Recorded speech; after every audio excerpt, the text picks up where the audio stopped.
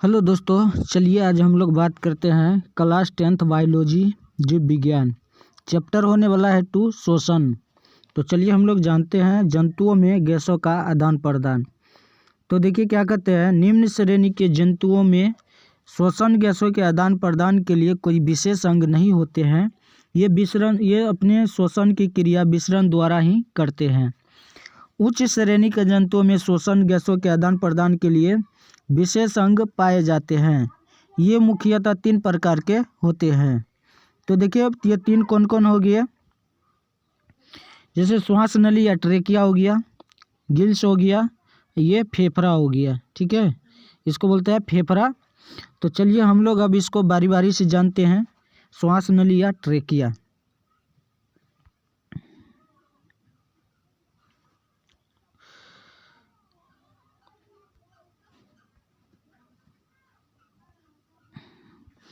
तो चलिए देखिए इसमें हम लोग पढ़ते हैं श्वास नली या ट्रेकिया। तो पहला नंबर का कहता है ट्रेकिया द्वारा श्वसन कीटों में होती है। ट्रेकिया शरीर के भीतर स्थित अत्यंत शाखित हवा भरी नालिकाएं हैं जो एक और नीचे ऊतकों के संपर्क में होती है तथा दूसरी ओर शरीर की सतह पर श्वास रंध्र नामक छिद्रों के द्वारा खुलती है। जैसे टिड्डा हो गया, ये देख रहे हैं, जैसे ये टिड्डा हो, ये नहीं, ये तो तिलचट्टा हो गया, ये टिड्डा हो गया, तिलचट्टा हो गया इत्यादि। और ये हो गया ट्रेकिया, इसके द्वारा ही श्वसन लेते हैं, श्वास नली लेते, मतलब इसी के माध्यम से श्वसन की क्रिया करते हैं। जैसे टिड्डा हो गया, ये तिलचट्टा हो गया, ये सब में ये ट्रेकिया पाया जाता है। चलिए आगे हम लोग जानते हैं गिल्स के बारे में। तो देखिए गिल्स कहता है विशेष प्रकार के श्वसन अंग है जो जल में घुलित ऑक्सीजन का उपयोग श्वसन के लिए करते हैं। तो देखिए जल का सूत्र क्या होता है, जल का सूत्र होता है H2O होता है। अब देखिए H2O मतलब हो गया कि इसमें 2 हाइड्रोजन हो गया, 1 ऑक्सीजन हो गया। ठीक है, 2 हाइड्रोजन और 1 ऑक्सीजन मिलता है तो जल का निर्माण होता है पानी का। तो वही कहते हैं कि यह जो है जल में घुलित ऑक्सीजन का उपयोग श्वसन के लिए करते हैं। इसके बाद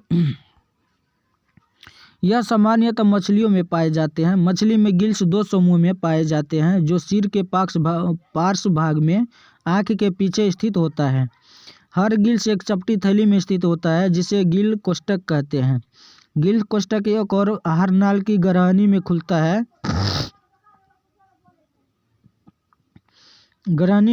है, तथा दूसरी ओर शरीर के बाहर खुलता है।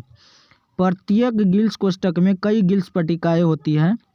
मछलियों में जल की धारा मुख से बाहर आहारनाल के ग्रसनी में पहुंचता है। यह जल की धारा में उपस्थित भोजन को ग्रसनी से ग्रासनली में चला जाता है, जिससे जल में घुले ऑक्सीजन गिल्स की रक्त वाहिनियों में स्थिर रक्त में चला जाता है तथा रक्त का कार्बन डाइऑक्साइड जल में चला जाता है, जैसे झींगा, सोप मछली। जैसे यहाँ देखिए, यहाँ पे कुछ ये मछली दिया गया, जैसे ये जल लेता है ऑक्सीजन, जल में जो घुला रहता है ऑक्सीजन उसको ले रहे हैं। और ये गिल्स देख लीजिए, ये पट्टी में रहता है और ये जो है ये क्या होता है, कार्बन डाइऑक्साइड निकाल देते हैं। तो ये हो गया मछली का।